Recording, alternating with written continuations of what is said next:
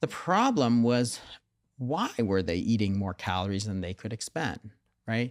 And it's because Have you ever fallen for the myth that to lose weight, we just need to eat less and move more?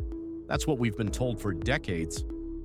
But what if I told you that approach isn't working and never really did? Dr. Jason Fung, a kidney specialist and best-selling author of the Obesity Code, helped thousands of people lose weight by turning the old diet advice completely upside down. Today, we're breaking down his most powerful fat-burning secrets so you can learn exactly how to work with your body, not against it. Be sure to stick with us to the end, as I'll tell you and Henry how a Fung-friendly fat-burning day looks like. Let's start with one of the biggest myths in weight loss. Exercise is the key to burning fat. Dr. Fung says, yes, exercise is good for you, great even. It helps your heart, builds strength, improves mood. But when it comes to losing weight, not so much. Wait, what? Here's why. Think of a treadmill. You hop on, jog for 30 minutes, and you glance at the calorie counter. It says you've burned 120 calories. That's about 2 cookies, not even the big ones. Most people don't have the time or energy to spend hours working out every day. Another issue is that exercise tends to make you eat more. While hunger goes down during exercise, a phenomenon called exercise-induced anorexia, it rebounds afterward. People often feel hungrier post-exercise, which can lead to weight gain.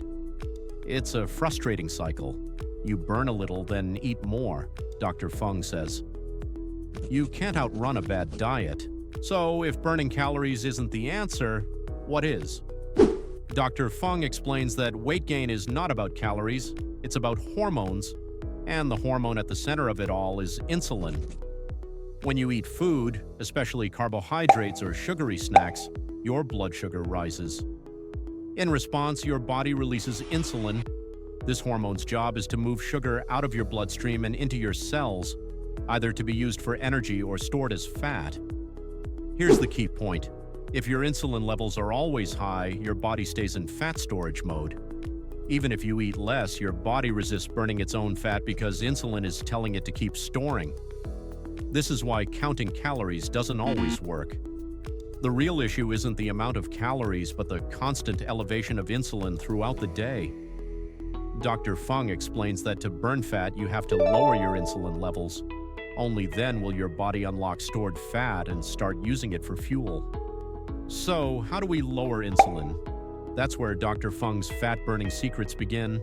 Let's go step by step. First of all, stop constant eating. Henry thinks about how he ate today. Breakfast at 8 a.m., snacks at 10, lunch at noon, snacks again, dinner, dessert, late-night snacks. That's 14 to 16 hours of eating, and insulin stays high all day. Dr. Jason Fung recommends intermittent fasting to lower insulin and give your body a break. Now, don't panic. Fasting doesn't mean starving. It just means giving your body a break between meals, long enough for insulin levels to drop. You can start simple. Skip breakfast and eat only lunch and dinner. That's called 16 to 8 fasting, 16 hours of fasting, 8 hours of eating. During the fasting period, insulin drops and your body finally starts burning stored fat. Fasting also boosts growth hormone, improves insulin sensitivity, and helps regulate appetite hormones like leptin and ghrelin. And no, you won't starve your metabolism. In fact, short fasts can increase your metabolic rate. So Henry starts slow. He skips breakfast, drinks water, black coffee, or tea.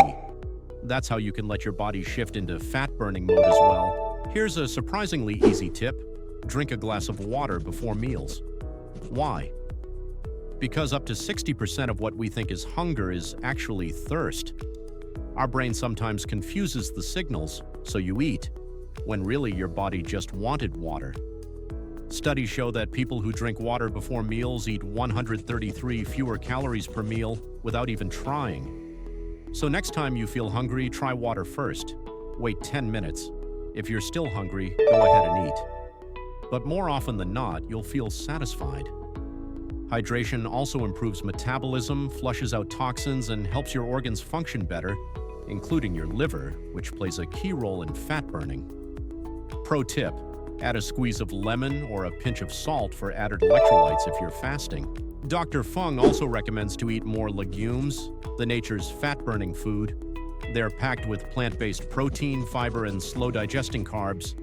These all help keep your blood sugar and insulin stable. Legumes make you feel full longer as well. That means fewer cravings, longer gaps between meals, and more fat burning in between. And here's a bonus. They're cheap, easy to cook, and go great in soups, salads, or stews. That's why Henry makes sure to add lentils, beans, and chickpeas to his diet. Next secret, eat more protein as it's a natural appetite controller. Not only does it help build muscle, it also takes more energy to digest than carbs or fat. That means your body burns extra calories just by processing it. This is known as the thermic effect of food. Protein also triggers hormones that reduce appetite and help you stay satisfied between meals. Foods like eggs, chicken, and fish don't spike insulin nearly as much as refined carbs do, which helps keep your fat-burning systems turned on. As you age, your body needs even more protein to maintain muscle and metabolism. So if you're trying to lose weight or avoid weight gain, increasing your protein intake can make a big difference. The next point will not only be a challenge for all sugar teeth, as sugar is sneaky and everywhere. It's in cookies and candy, sure, but it's also hiding in salad dressings, breads, sauces, even so-called healthy snacks. This hidden sugar is a major reason why people struggle to lose weight. Dr. Fung is clear on this one. If you want to lose weight, cut sugar. Why? Because sugar spikes insulin like crazy. Then your blood sugar crashes, making you hungrier. This creates a vicious cycle of cravings, overeating, and fat storage that's hard to escape. Instead, swap sugary foods for low-glycemic fruits like apples or pears. They satisfy your sweet tooth without messing with your insulin. Even better, eat fruit as a pre-meal snack to curb appetite. The last secret, if you must snack, choose smart snacks. Dr. Fung isn't a fan of snacking because every time you eat, your insulin rises, and that interrupts fat burning. But if you absolutely need a snack, choose something that won't spike your blood sugar or trigger cravings. The best choices are snacks that contain healthy fats, fiber, or protein, like a handful of nuts, a boiled egg, or a few slices of avocado. These types of foods keep you satisfied and don't send your insulin levels soaring. The key is to keep portions small and purposeful. You're not eating for entertainment, you're eating to support your body. So ask yourself, am I truly hungry or just bored or stressed? So what does a typical fat-burning day look like using Jason Fung's approach? You might start your morning with a glass of water or black coffee, skipping breakfast to give your body time to burn fat. Around midday, you have a nourishing lunch with protein, fiber, and healthy fats, like grilled chicken with lentils and leafy greens. Later, you enjoy a satisfying dinner of salmon and roasted vegetables cooked in olive oil. If you're truly hungry in between, a small portion of nuts or a boiled egg can help. But you're no longer grazing all day. You're giving your body clear windows of time to digest, rest, and burn fat. Dr. Jason Fung's fat-burning secrets don't come in a pill or a fad diet. They come from science, common sense, and a deep respect for how the human body actually works. So if you've been struggling to lose weight, if you're tired of diets that leave you hungry and frustrated, maybe it's time to stop fighting your body and start working with it.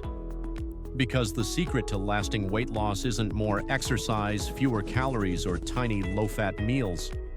The real secret is in your hormones. What you need is a smarter approach that respects your biology. That means lowering insulin, eating less often, focusing on real foods, and drinking more water. When you work with your body, not against it, fat loss becomes natural, sustainable, and even enjoyable. If you found this video helpful, make sure to give it a thumbs up and don't forget to subscribe for more tips on staying healthy from head to toe. Let me know in the comments. Which of Dr. Fung's fat-burning tips are you most excited to try or have already tried? Thanks for watching, take care, and stay healthy. I'll see you in the next one.